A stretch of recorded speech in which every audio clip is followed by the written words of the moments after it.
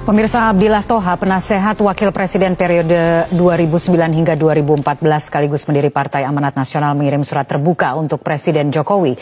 Surat terbuka ditulis karena cintanya kepada tanah air dan hormat kepada Jokowi sebagai kepala negara. Namun surat terbuka ini juga bisa sebagai kritik untuk Presiden. Untuk Presiden Jokowi. Presiden Jokowi yang saya hormati, surat terbuka ini saya tulis karena cinta saya dari dalam lubuk hati kepada tanah air dan hormat saya kepada Bapak sebagai kepala negara. Seperti Bapak tahu, saya pada mulanya adalah pendukung kuat Bapak. Bahkan pernah mengedarkan selebaran terkenal yang berjudul 10 alasan mengapa saya memilih Jokowi di periode pertama. Begitu pula pada periode kedua saya menjadi pendukung Bapak, meski saya tidak pernah masuk tim resmi kampanye Bapak. Namun demikian pada periode 2, saya dapati Presiden saya telah banyak berubah dan banyak membuat kesalahan. Umpamanya dalam penempatan pembantu-pembantunya, lemah dan tebang pilih dalam penegakan hukum, mengusung kebijakan-kebijakan ekonomi yang menguntungkan kelompok pemodal termasuk modal asing. Tapi yang utama dan terpenting dalam tulisan singkat ini adalah saya merasa di ujung jabatan Bapak, Presiden kita telah mengambil langkah-langkah dan manuver-manuver politik yang membahayakan demokrasi kita, sehingga demokrasi yang dengan susah payah dan korban jiwa telah dibangun di negeri ini oleh anak-anak muda pada revolusi atau reformasi tahun 1998, sekarang menurut pendapat saya dalam keadaan bahaya menuju keruntuhan.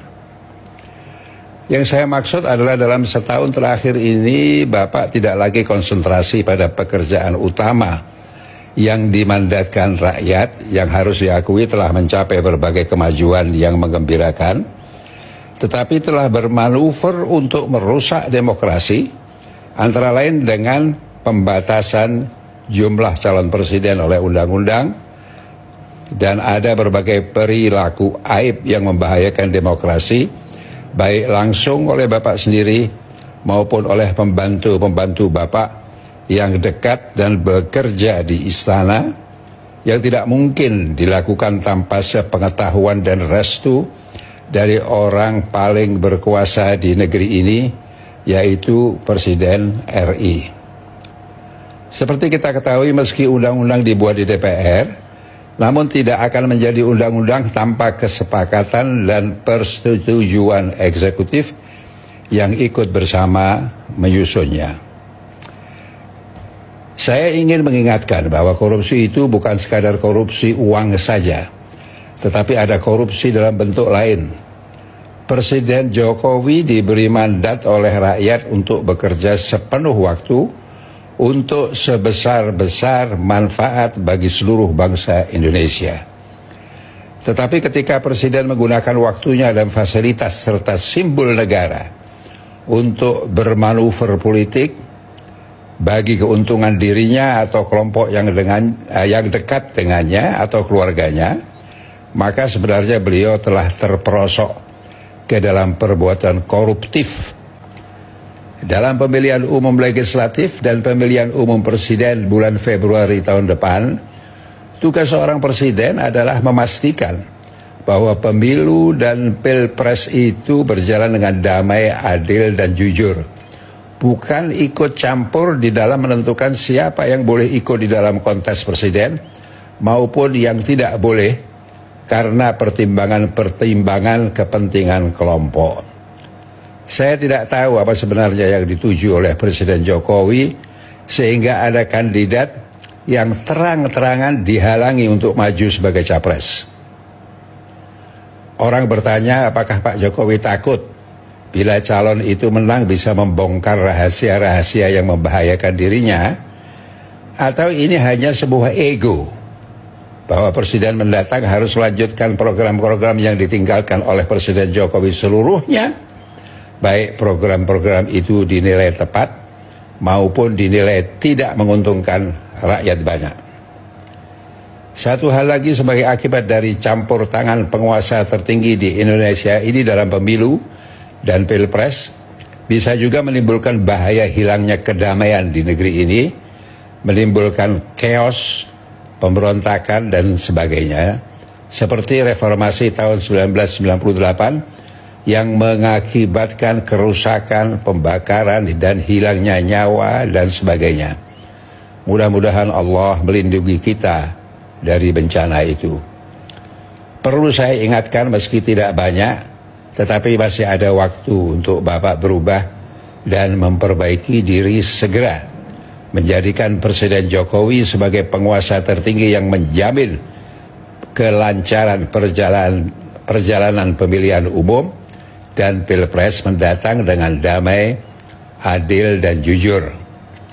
Menjadi presiden yang mewariskan legasi yang kosong dari catatan buruk, melanjutkan pulang ke Solo dengan hidup tentram dan bahagia bersama keluarga tanpa rasa bersalah.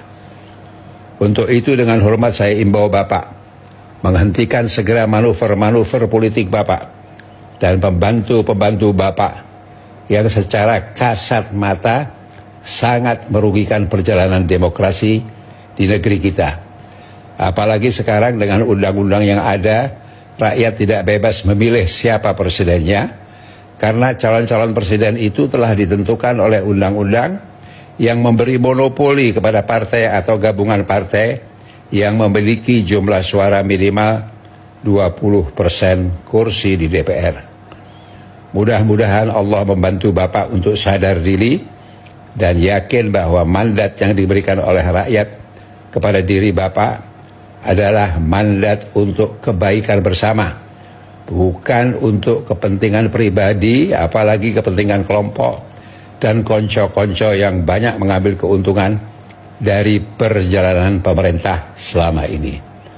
Mudah-mudahan Allah menyelamatkan bangsa ini dengan menolong penguasa tertinggi di negeri ini agar kembali ke jalan yang lurus, jalan yang diakhiri dengan husnul khatimah, baik di dunia maupun di akhirat nanti. Jalan yang berakhir dengan baik dan dicatat dalam sejarah manusia maupun dalam catatan Allah sebagai amal yang ganjarannya surga. Amin.